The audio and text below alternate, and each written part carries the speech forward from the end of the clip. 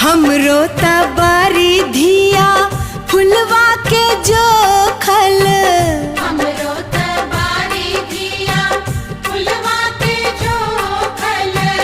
बाबा के आँखी के पुतरिया के आपन बनाए गईले हो।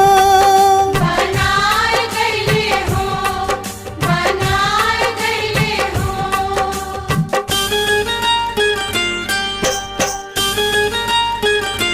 जीजा सातो बचनिया निभावे के परी, जीजा सातो बचनिया